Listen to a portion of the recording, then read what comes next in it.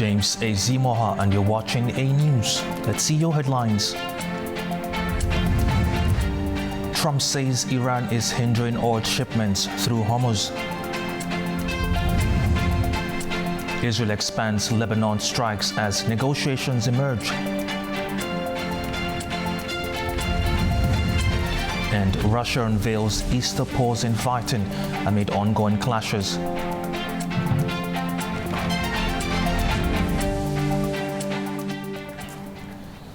Thank you for joining us. Tensions are rising again around the Strait of Hormuz. Despite a fragile ceasefire, Donald Trump is accusing Iran of disrupting oil flows, while Tehran insists restrictions remain in place under wartime conditions. Also, a lot of people are affected by this. US President Donald Trump has accused Iran of failing to uphold its commitments under a fragile ceasefire, saying Tehran is doing a very poor job of allowing oil shipments through the Strait of Hormuz. He also warned that oil would begin flowing again, with or without Iran's cooperation, and cautioned against any attempt to charge vessels for passage. Earlier, Iran insisted the strait remains open but subject to wartime conditions, requiring coordination with its military for safe passage. Those technical restrictions are very much connected to the wartime condition, and it takes time to be removed. So safe passage is secured. Strait of Hormuz is open, but of course, each tankers and each vessel should make necessary arrangements with the Iranian authorities to be able to securely pass the strait. At the same time, a statement attributed to Iran's leadership signaled a tougher approach, saying management of the Strait of Hormuz would enter a new phase, while also warning of retaliation and demands for compensation following the war. NATO has also weighed in, with allies discussing possible support to secure the route and ensure freedom of navigation. Nearly without exception, allies are doing everything the United States is asking. They have heard and are responding to President Trump's requests. The United Kingdom is leading a coalition of countries that are aligning the military, the political and the economic tools that will be required to ensure free passage through the Strait of Hormuz. Iran, meanwhile, has linked the continued restrictions to ongoing Israeli strikes on Lebanon, which it says violate the ceasefire and undermine diplomatic efforts. Despite the rising tensions, both sides are preparing for negotiations in Pakistan, where officials hope to stabilize the situation and prevent further disruption to global energy supplies. The third party, in this case Pakistan, is no longer just simply passing messages. It's also trying to convince the other sides, or at least one side. And I think that it started out with the Americans asking the Pakistani government, particularly Prime Minister Shahbaz Sharif, and more importantly, Field Marshal Asim Munir, the Chief of Defense Forces. Analysts say Pakistan's role has shifted from a go-between to an active mediator, with success potentially boosting its diplomatic standing, but failure risking further instability in the region. British Prime Minister Keir Starmer arrived in Doha on a Gulf diplomatic visit on Thursday, where he is pushing efforts to strengthen international cooperation on regional security. From the Qatari capital, Starmer also held a phone call with US President Donald Trump, discussing the need for a coordinated plan to reopen the Strait of Hormuz following a ceasefire with Iran. Talks also focused on UK-led efforts to bring alliances together with global partners to protect freedom of navigation on key shipping routes. Both leaders stressed urgency and agreed to continue discussions in the coming days. Israel is escalating its campaign in Lebanon with no ceasefire in sight. At the same time, there are early signs of a diplomatic track beginning to take shape. Israel is escalating its military campaign in Lebanon and making one thing clear: there will be no ceasefire.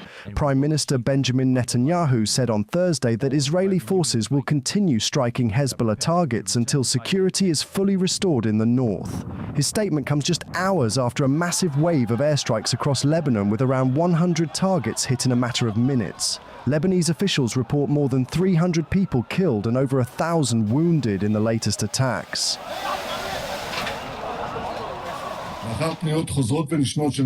Following repeated appeals from the Lebanese government to enter into peace negotiations with us, last night I instructed the cabinet to open direct negotiations with Lebanon in order to achieve two goals.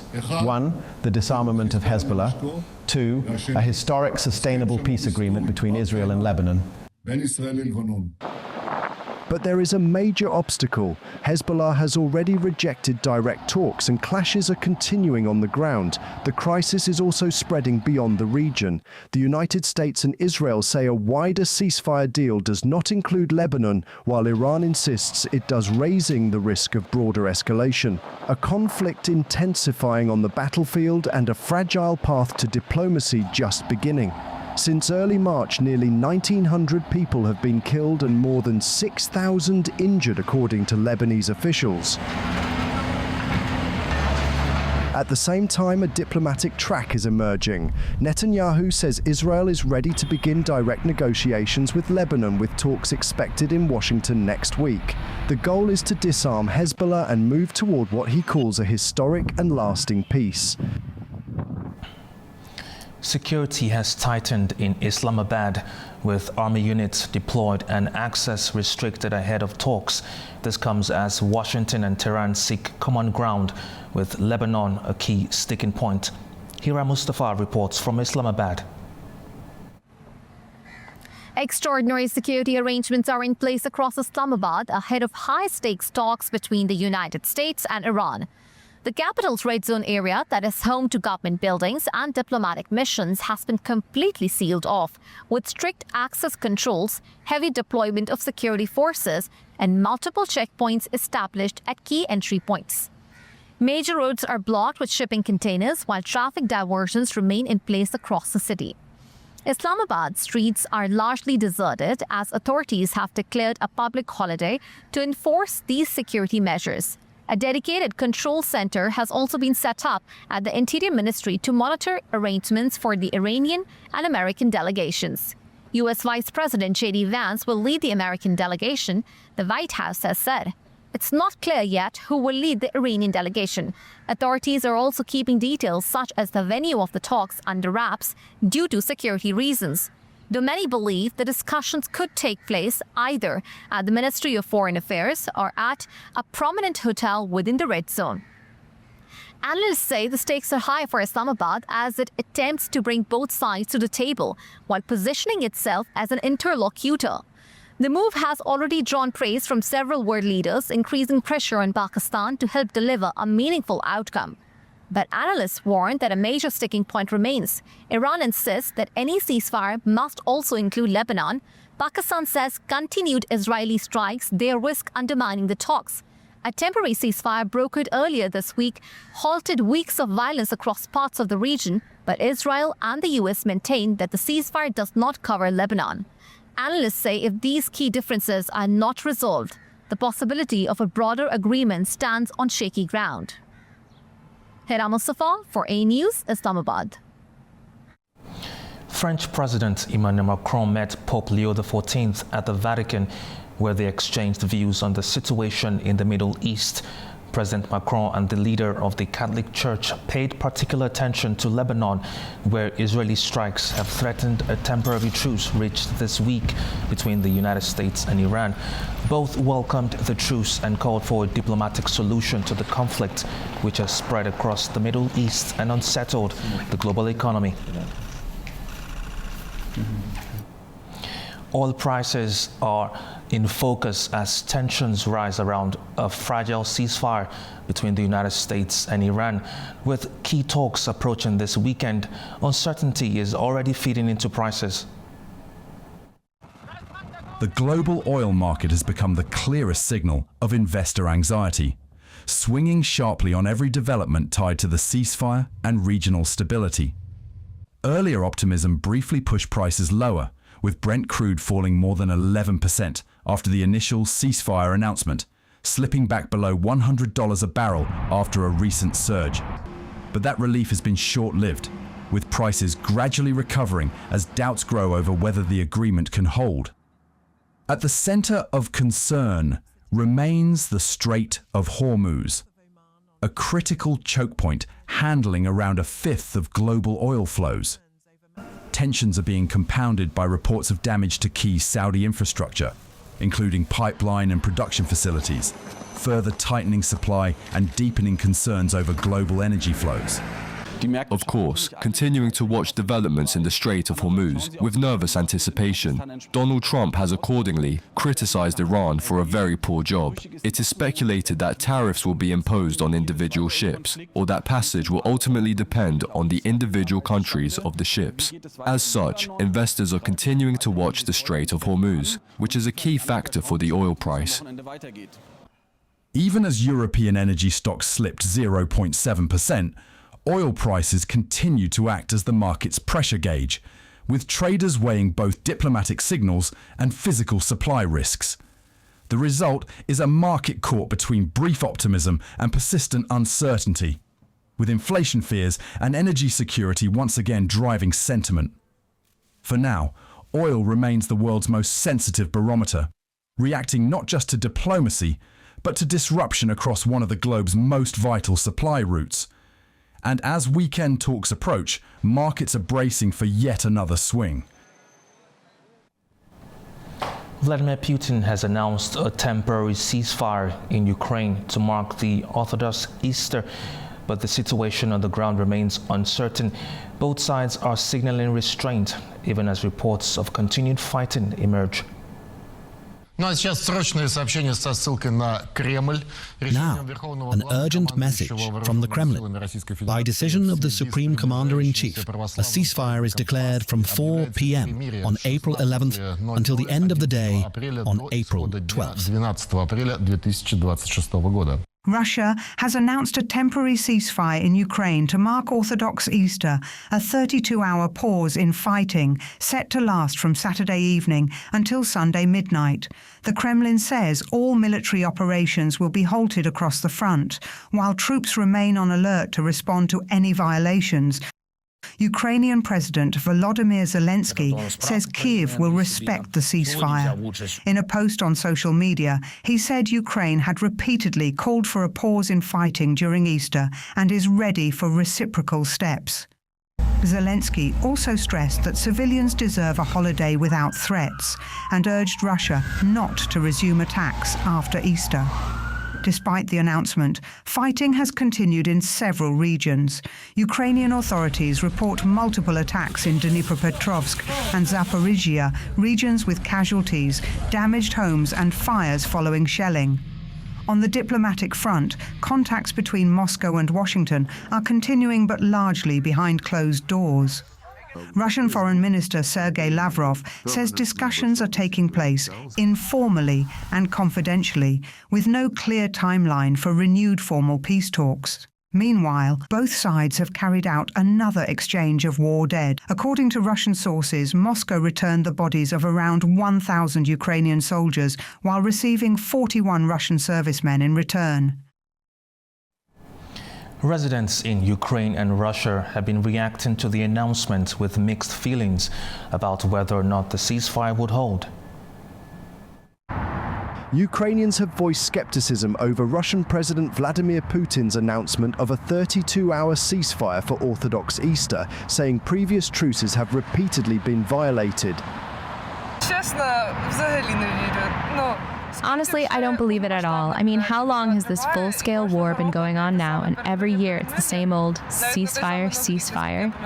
Even on one of the New Year's Eve, when they promised a ceasefire, there was an air raid alarm all night long. Well, of course I want to believe it, but no, I don't think it's going to happen. How can you trust a man who destroyed his own people, attacked Ukraine, and is basically the #1 terrorist? How can you trust him? He lies. Meanwhile, reactions in Russia were more cautious, with some expressing hope the ceasefire might hold despite uncertainty. So they agreed to a ceasefire? Well, let's put it this way. God willing, that's how it will be. But so far, there's no real sense that the things will improve anytime soon.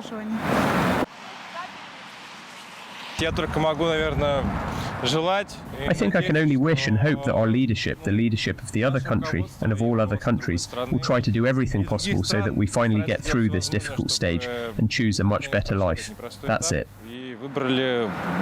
Putin's announcement was similar to a 30-hour ceasefire he ordered last year. Each side accused the other of violating it. The Kremlin said the Easter ceasefire would be in effect from Saturday at 4 p.m. to midnight on Sunday evening. Tens of thousands of passengers are set to be affected by cancelled flights after cabin crew at Lufthansa took part in a one-day strike. This comes as the trade union reports of stalled talks over wages. Germany's Lufthansa has faced significant flight disruptions on Friday following a one-day strike by cabin crew. Staff at the national carrier walked off the job after the Independent Flight Attendants Organisation union called for action at both Lufthansa and its CityLine subsidiary as wage negotiations remain stalled. We're dealing with two strikes today, one at Deutsche Lufthansa and one at Lufthansa CityLine. At CityLine, we are discussing demands for a collective social plan because at CityLine, 800 cabin crew colleagues are more or less immediately threatened with job losses. And the employer has in fact consistently refused to enter into negotiations with us at all, and has done so for a very long time. So the number of negotiations that have taken place there is zero. We simply haven't even discussed it yet. The strike affected all Lufthansa departures from major hubs, while CityLine crew took part at 9 other German airports. The airline cancelled hundreds of flights in advance as it moved to limit disruption, with Munich and Frankfurt among the hardest hit hubs alongside Berlin and Stuttgart.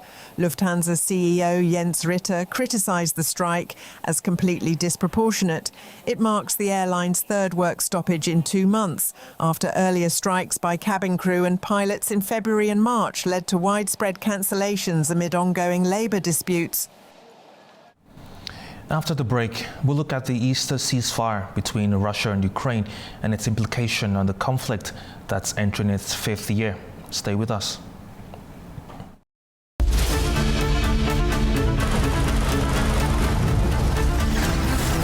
As America sleeps, Europe is waking, and the East has begun its day.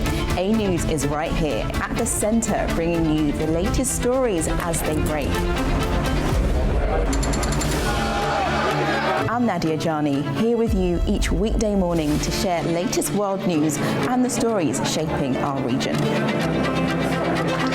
Across all platforms and wherever you get your news, we explore the context behind the big headlines. Live from Baku, I bring you a diverse mix of regional and international news, sport and politics for you, an audience that wants a bit more. So join me Monday to Friday for the latest headlines, expert analysis and live updates from around the world. Around the globe and live from Baku, this is Daybreak here on A News.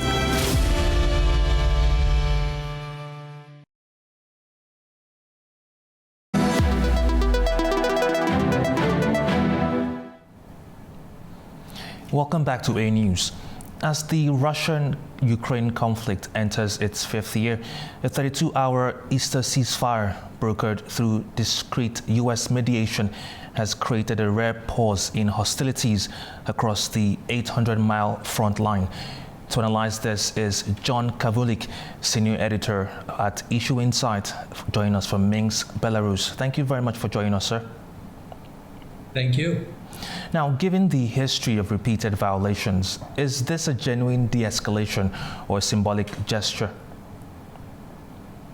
It's both. It is a genuine de-escalation if the Russian Federation and Ukraine don't fire into each other. And again, it's, as you pointed out, 32 hours. So, and then on the symbolic side, the fact that the Russian Federation is going along with it does, send a message. It may be a 32-hour message, but it's still a message that they are prepared to do what they generally don't want to do, even though they're couching it as a humanitarian gesture. it is still a ceasefire. It's still defined as a ceasefire. And generally, that has been something the government of the Russian Federation has not wanted to do during the last 5 years of this war.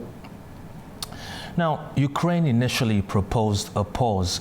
So who is really driving this ceasefire narrative, and does it really matter diplomatically? The second part of your statement is what matters most. Does it really matter who suggested it, who takes credit for it, who's getting credit for it? If you're a citizen of Ukraine, you've been given 32 hours where you're not going to have to wonder about the hum in the sky. You're not going to have to wonder about what the explosion is. You're not going to have to worry about drones and missiles and rockets hitting. And so at that point, you really don't care whose idea it was, who's running to take credit for it. You're just happy it's happening. And for people in the Russian Federation, where I've been, in Kursk and Belgorod, the two closest cities to the Ukrainian border, they're getting, shelled as well in the surrounding areas. So they're going to be happy they've got 32 hours to celebrate their Easter traditions. And it is important to note that the 32 hours is Saturday and Sunday, because Saturday is generally the day when families do their shopping for Easter Sunday. So it's where they're going out and they're buying for their baskets. They're buying the bread and the eggs and the cheese.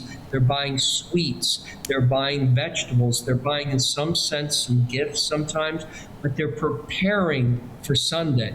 So the fact that the Russian Federation did say we're beginning this on Saturday, it is a really extra treat, and it's going to certainly be welcomed by people in Ukraine. Mm-hmm.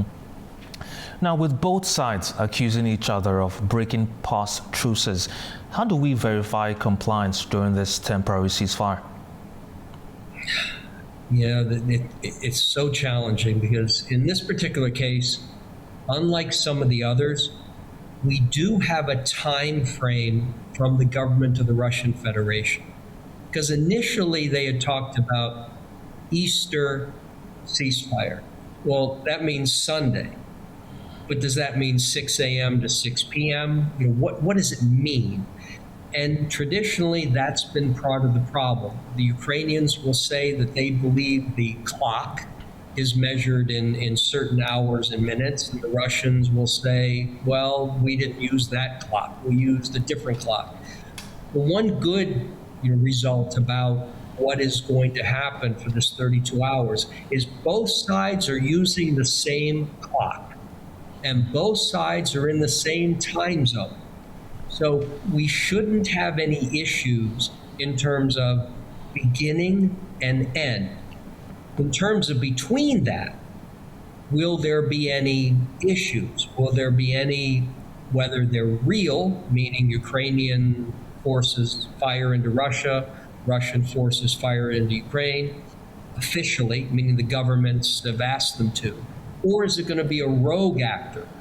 And that's much more of a concern, where some rogue soldier or some rogue commander just decides, to hell with this, I want to light them up anyway, whether it's from Ukraine into Russia or Russia into Ukraine.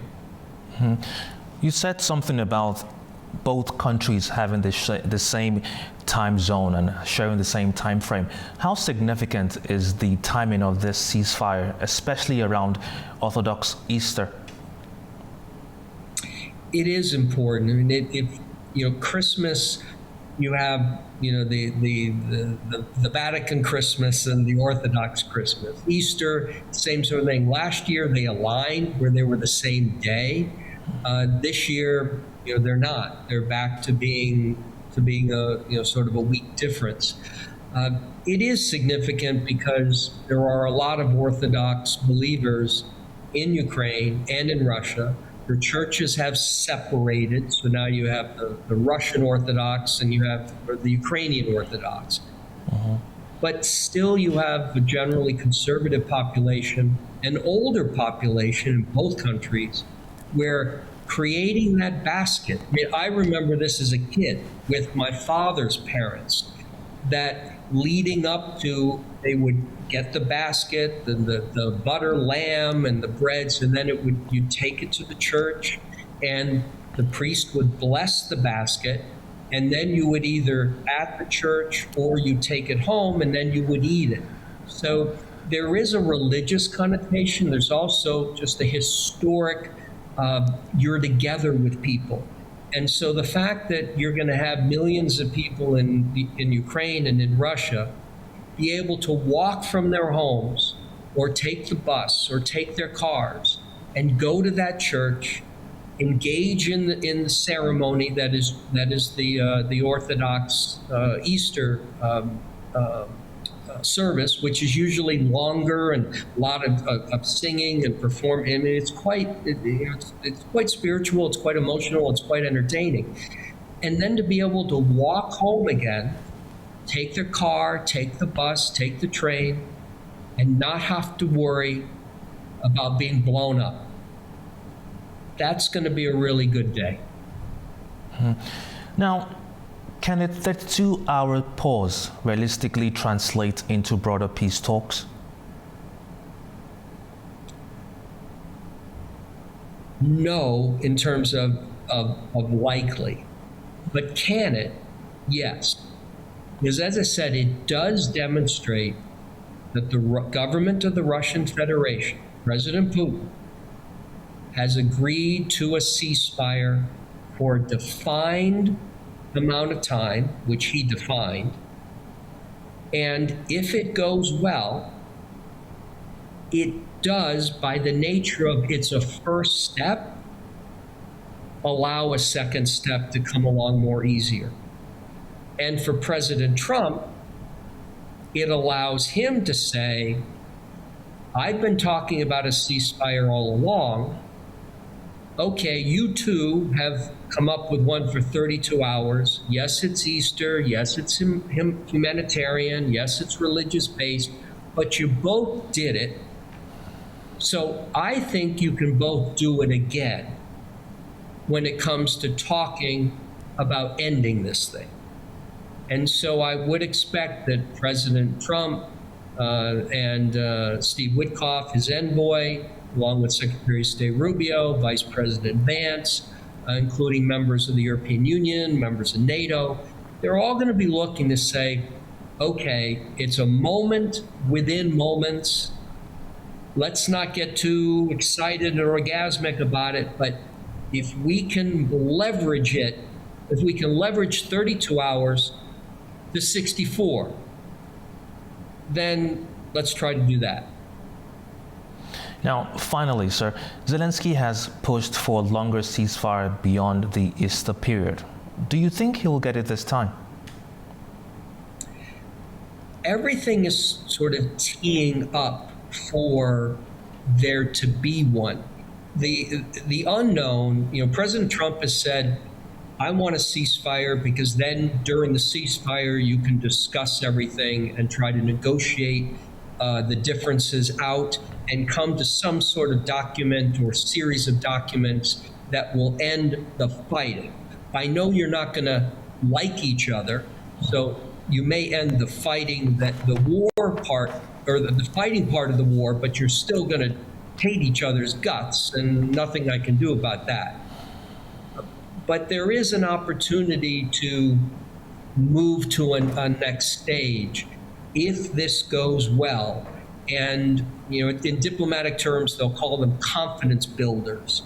And this is an important confidence builder because it involves religion and it involves the Orthodox churches. And in Russia's case, the Russian Orthodox Church plays a big role in terms of the politics of the country. And so that also was a potential for leverage.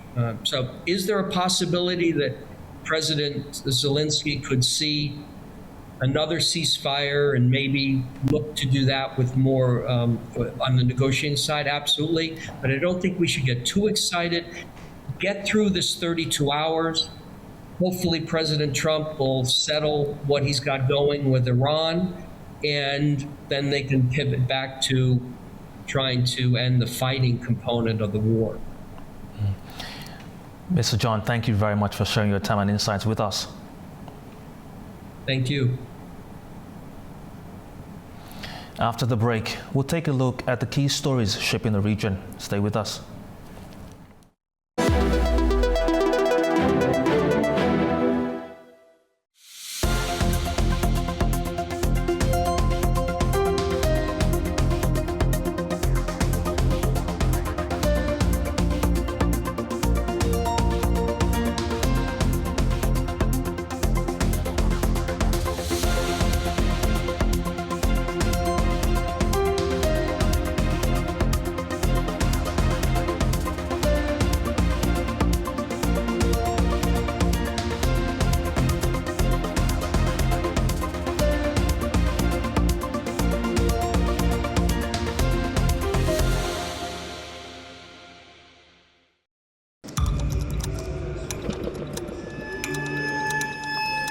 Inside Politics delves deeply into the heart of global issues shaping our world today.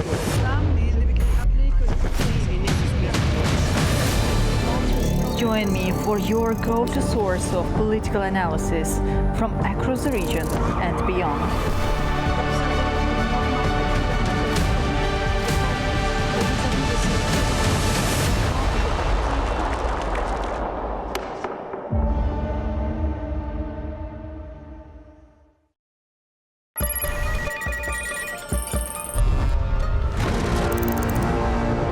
On World Business, we meet the boardroom leaders making market-moving decisions. And find out how leaders are dealing with continuous technological disruption.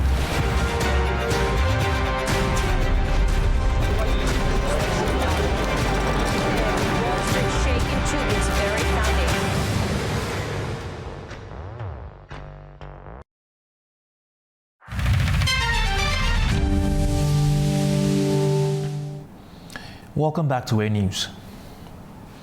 Turkey's Foreign Minister Hakan Fidan has met his Syrian counterpart in Ankara, warning that the fragile ceasefire in the region could be undermined by further escalation. The talks focused on regional security, Syria's stability, and ongoing diplomatic efforts. Here are the details. Turkish Foreign Minister Hakan Fidan met Syrian Foreign Minister Assad Hassan el-Shabaini in Ankara on Thursday. Speaking at a joint press conference, Fidan called on the international community to be ready to respond appropriately to what he described as potential Israeli acts of sabotage following the recently announced Iran-US ceasefire. He warned that Israel was expanding what he described as its genocide in Gaza to Lebanon, noting that deadly Israeli attacks were continuing there despite the declared ceasefire.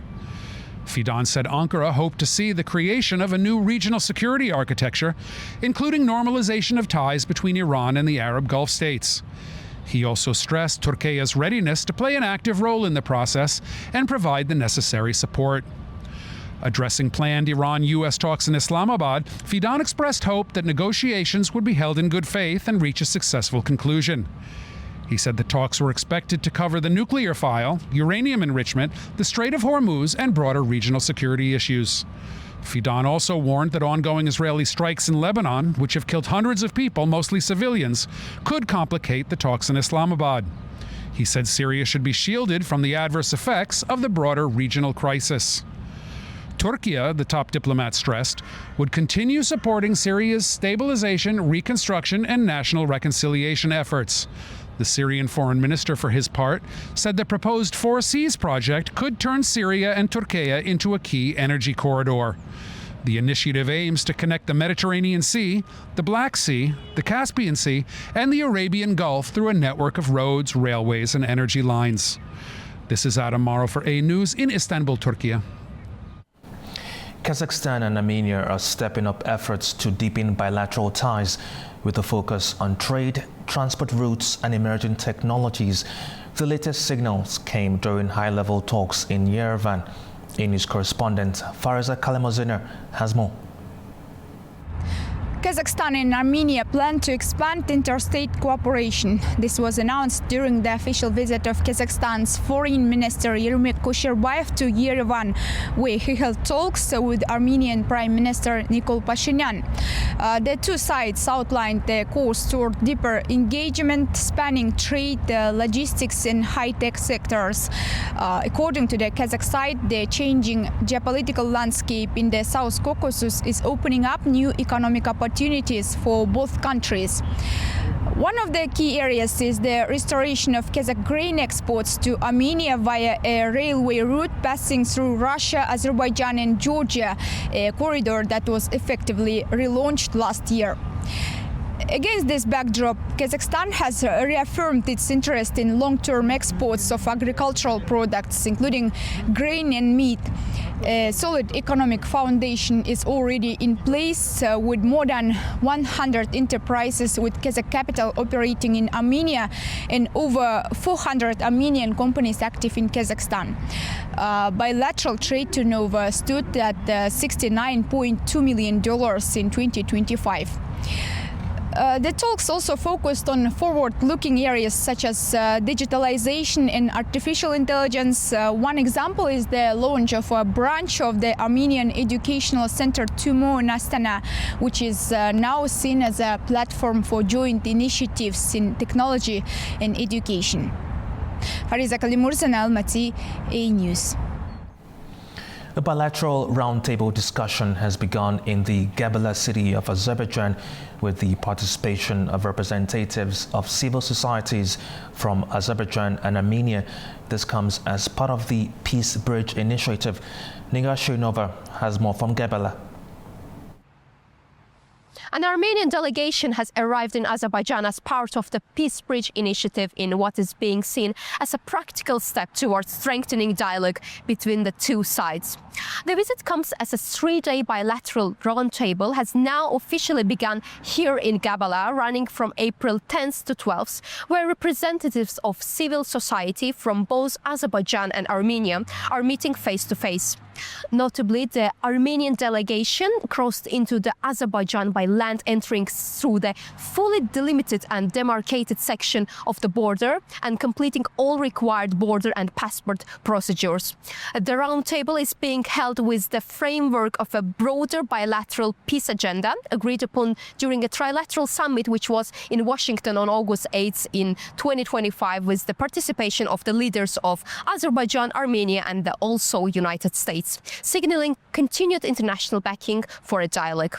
Discussions here in Gabala are expected to focus on the current state of normalization efforts and progress outcomes of Peace Bridge initiative in both countries and the broader regional situation. Sessions will also center on promoting peace at the societal level and building trust as the process moves into its next stage.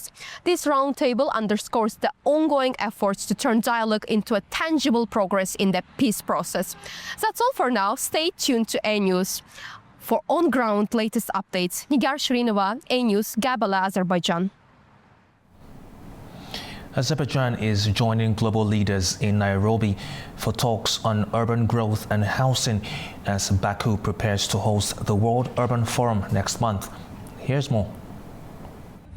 An Azerbaijani delegation is taking part in the second Africa Urban Forum in Nairobi, Kenya, joining international leaders and experts to discuss sustainable urban development and housing challenges. The delegation is participating in a series of high-level sessions and meetings focused on managing rapid urbanization and promoting inclusive, resilient cities across Africa. Speaking at the opening ceremony, Chairman of the State Committee for Urban Planning, Ana Guliev, said Azerbaijan views affordable housing and sustainable urban development as key global priorities. He noted that the 13th World Urban Forum, to be held in Baku on the 17th to 22nd of May, will serve as an important platform for advancing global dialogue. For the first time in the history of the World Urban Forums, Azerbaijan has initiated a high-level leaders meeting, reflecting our strong political commitment to the global development agenda. On the sidelines of the forum, the delegation held meetings with officials from several African countries and organisations to expand cooperation on sustainable urban development and housing policy.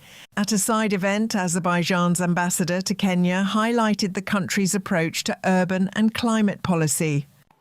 Organised by the African Union and UN Habitat, the Africa Urban Forum is a key regional platform on urbanisation. This year's event has brought together thousands of participants, including government officials, city leaders and experts, to discuss solutions for Africa's rapidly growing cities. While green energy is in the spotlight globally, rising pollution levels are drawing attention. Meanwhile, Azerbaijan stands out as a leader in the South Caucasus region.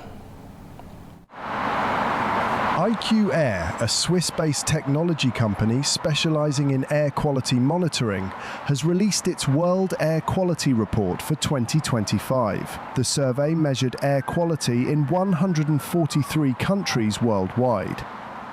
Results show that Central Asia experienced a sharp increase in pollution in 2025.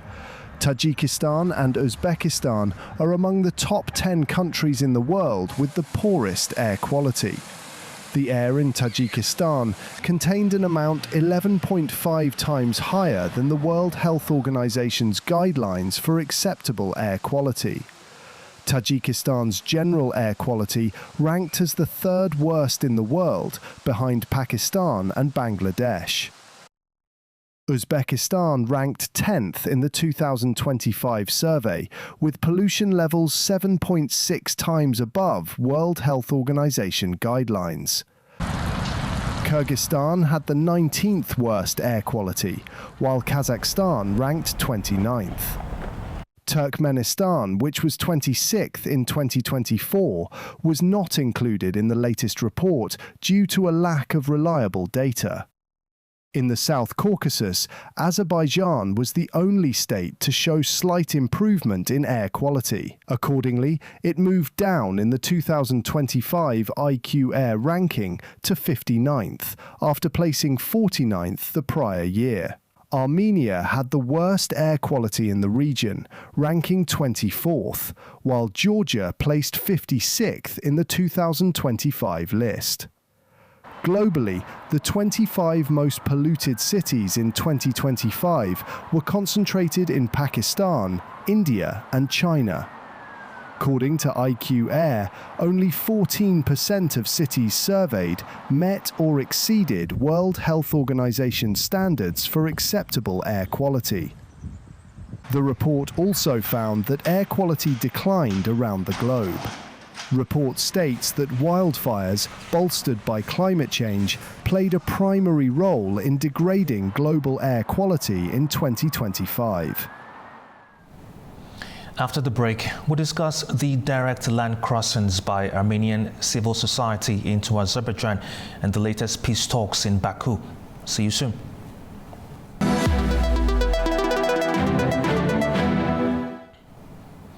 Welcome back to A News. Joining us to discuss the Peace Bridge initiative taking place in Baku is Associate Professor Orhan Valiev, Head of Department at Kazan University in Baku, Azerbaijan. Thank you for joining us, sir. Thanks for the kind invitation. It's my pleasure. Now, Armenian participants are in Baku for the Peace Bridge talks. How big of a moment is this? Actually, it's a good news for today. It's a significant step. Why? Because after the outbreak of war in Iran, some experts tried to predict that the war in Iran could have the challenge the peace process between Armenia and Azerbaijan. So therefore, it's significant steps in terms of the peace process between two nations. This is another the interesting point that the delegation that came from through the land in terms of delimited and demarcated the section of the border. This is another, the critical, the issue that has shown that the both country they have some agreements that in terms of demarcation, for example. So this is the issue. Personally, I think these the delegations arriving to Azerbaijan they gave us the new the hope for the future of the signing the peace agreement, because the signing the peace agreement is not just the meeting between the leaders of the country. So leaders of the countries is not enough to have the achievement in terms of the peace, the lasting peace agreement. Therefore, the people from the civil societies, let's say the scholars, the journalists and experts, has significant the importance for the future of the peace process. So the peace bridge initiative. I mean, so therefore, I think it's much appreciated the meeting, and I think we will bring the positive the steps towards the peace agreement. So this is how to say just in my introduction. Mm-hmm. Now, this isn't government-level diplomacy. It's civil societies that are involved in these talks. Does it really move the needle in terms of the peace process? You know, as I emphasized before, the governments, in terms of the government's level, they did the many things. So first of all, they had some bilateral meeting, right, Abu Dhabi last year. And also, they came to a meeting under the witness of the U.S. President Donald Trump in D.C. So there's initiate the peace, agreed peace draft, right? Peace that document. So this is how to say the government's the contribution, the political contribution to the process.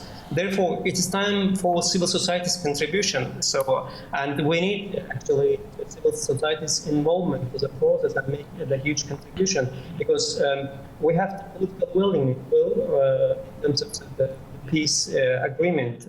So President Aliyev, let me remind you, just President Aliyev said that the both sides they will not leave this process that we here.